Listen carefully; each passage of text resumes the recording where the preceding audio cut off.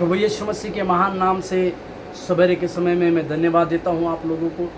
आज आप लोगों के लिए एक उत्साहित करने वाला वचन जो मरकुस का किताब उसके 8वें अध्याय और उसके 6वें वचन में, मरकुस की किताब उसके 8वें अध्याय और उसके 6वें वचन में जहाँ पर लिखा हुआ है, तब उसने लोगों को भूमि पर बैठने की आज्ञा दी और वे 7 रोटियां ली और धन्यवाद करके तोड़ी और अपने चेलों को देता गया, उनके आगे रखे और उन्होंने लोगों को आगे परोस दिया।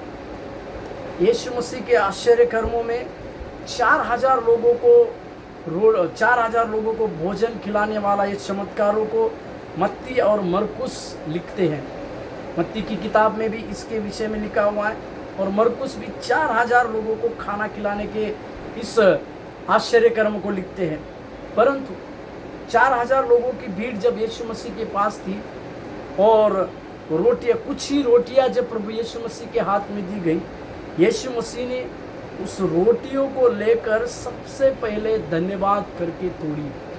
मेरे प्यारों, ये चीज़ हमें इस प्रकार से सिखाती है कि प्रभु के लिए प्रभु हमें जिस प्रकार से आशीष देता है या जिस प्रकार की बातों को आशीष देता है, उस चीज़ को परमेश्वर के लिए धन्यवाद देकर तोड़ने की आवश्यकता है और अपने चेलों को देते गया। इसके लिए आज हम इस बातों को सीखने पाए, समझने पाए कि यीशु मसीह ने उस रोटियों को लेकर धन्यवाद के साथ तोड़ी।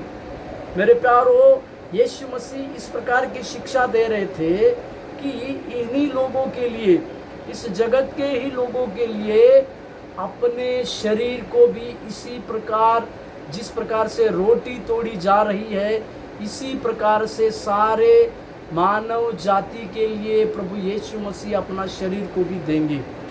इसी प्रकार उनका शरीर तोड़ा जाएगा।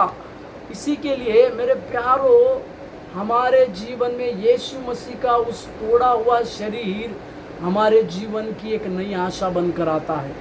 हमारे हार में वो जीत बनकर आता है।